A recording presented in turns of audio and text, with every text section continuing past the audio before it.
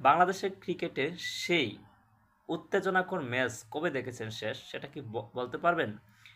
আজকে শ্রীলঙ্কার সাথে বাংলাদেশ যে ম্যাচটা খেলেছে, ম্যাচটা বাংলাদেশের পক্ষেই ছিল। ম্যাচটা দেখার আগে আমরা কথা বলছিলাম যে বাংলাদেশের পক্ষে বা বাংলাদেশের হাতে ম্যাচটা রয়েছে। তো একটা সময় আমি গিয়ে বললাম বাংলাদেশ হাতে আছে ম্যাচটা, তবে কোন সময় যে এই হাত থেকে ম্যাচটা ছুটে যায় তা শুধু সময়ের অপেক্ষা মাত্র। ঠিক তেমনটাই হলো। শেষ মুহূর্তে আমরা দেখতে পেলাম যে বাংলাদেশ হাত থেকে ম্যাচটা ছিটকে গেল। এই যদি বাংলাদেশের ক্রিকেটের অবস্থা হয়, তাহলে একদিক থেকে তো ক্রিকেট ধ্বংসের পথে, অন্যদিক থেকে বাংলাদেশের ক্রিকেটটা হয়তো বিলুপ্তি হয়ে যাবে। যেভাবে খেলছে, যেভাবে পারফরমেন্স করছে, আজকে বোলাররা হয়তো ভালো বল করেছে, কিন্তু ব্যাটাররা কি করেছে?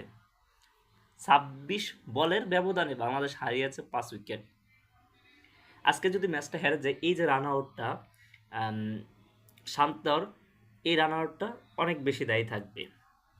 হ্যাঁ, আমরা কি সেই আগের মতন সাকিব, মুশফিক, মাহমুদুল্লাহ, তামিম, তাদেরকে আর ফিরে পাবো না? হয়তো বাংলাদেশের ক্রিকেটে তারাই ছিল আহ, এক একটা উজ্জ্বল নক্ষত্র। এখন যারা আসছে শুধু প্রফেশনাল হিসাবে খেলে যাচ্ছে, বাট তারা প্রফেশনাল হতে পারছে না। এখনো পর্যন্ত প্রফেশনাল হতে পারছে না তারা।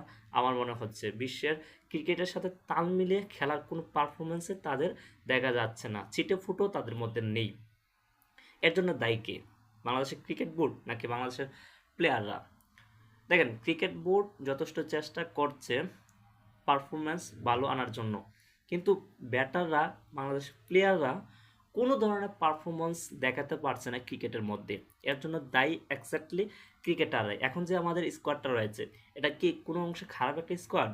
মোটেও না, ব্যালেন্স রয়েছে। এই যে 245 রানের টার্গেটে বাংলাদেশে ব্যাট করতে গিয়ে এই যে বাংলাদেশের কি একটা অবস্থা হলো, দিন শেষে তারা শ্রীলঙ্কার সাথে হারলো।